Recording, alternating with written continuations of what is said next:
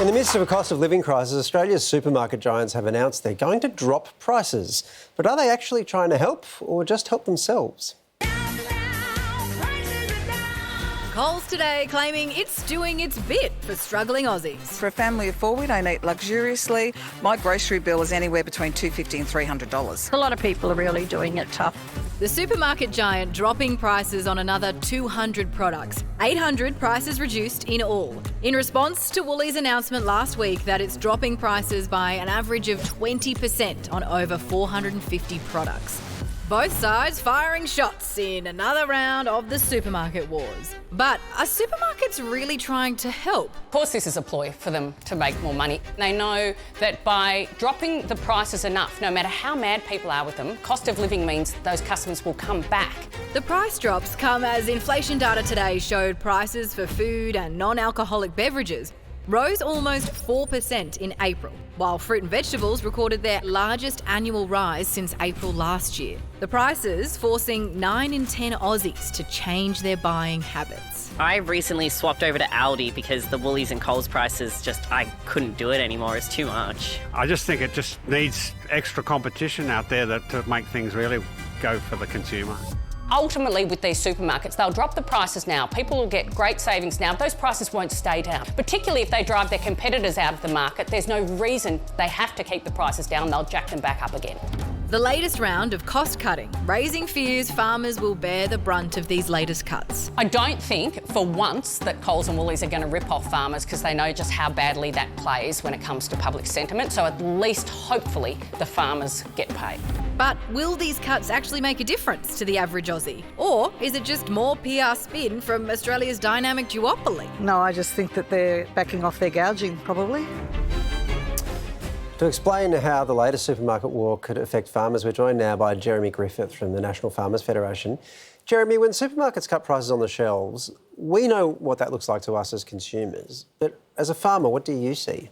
Well, what I see from the growers I represent is there's two words for it, cynicism and fear. Cynicism is that they'll see Woolies and Coles standing with their PR people saying, hey, isn't this great? We're saving Australian farmers by reducing prices. And then the fear that the growers have is they will know in the next 24 hours they will receive an email or a text message saying, we will be paying you less money for this, because that is how discounts and promotions work in this country. Can you go into that a bit further, Jeremy? So these kind of supermarket wars have happened in the past. We all remember the milk war. How did they affect farmers in those circumstances? Well, I would say the supermarket prices and the dealing with the growers have been going on for decades now. Now, we have got growers telling us that they have not had a price increase for 15 years. Now, the problem is, if you're a grower in this country of any size, you have almost no choice but to sell to Coles and Woolies. Well, Jeremy, we did reach out to the duopoly, as we call it, and Coles told us that the cuts are from what they're calling an investment from Coles to help our customers with cost of living and not impacting the price our farmers will be paid. So does that go any way to easing your fears? We need to look at this over a very, very long period of time. I actually did the Senate inquiry in Tasmania probably about 2 or 3 months ago. And literally in the paper that day, one of the supermarkets actually promoted they were reducing the price of apples. And as I walked into it, a grower literally handed me the email that he had received telling him that they will be expecting to get paid less for the prices for those apples. So that was only 2 or 3 months ago. And I actually made comment in the Senate inquiry saying, we thought they'd read the tea leaves, but, they are still looking to maintain their margins. There's no question about that. There are other options, though, aren't there? They could, for example, put the price increases elsewhere. Well, one thing about fruit and vegetables is that it's seen as a staple. And so fruit and vegetables, Coles and Woolies need to sell fruit and vegetables at a very low price because they need to get people through the door. And once you're in the door, they'll direct you to what we call the middle aisles. And that's when you can go and pay your $54 for your dishwashing powder or your $27 for your razors and the rest. But the problem for growers is because Coles and Woolies want to sell your produce at very low prices, they're going to want to make sure that they buy at extraordinarily low prices because they still want to get a margin on your produce.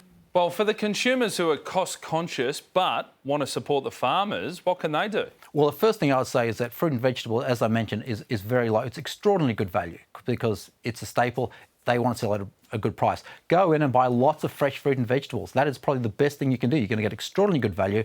It's really good for you, and you'll be supporting Australian growers. All right, Jeremy. Hey, by the way, When do you expect that email to be sent, if it's going to be? Yeah, Tuesday morning. Tuesday morning. If you or your colleagues get one, send it along. Well, I can probably send a few through now anyway. Hey, Jeremy, thank you very much. Thank you very much for having me.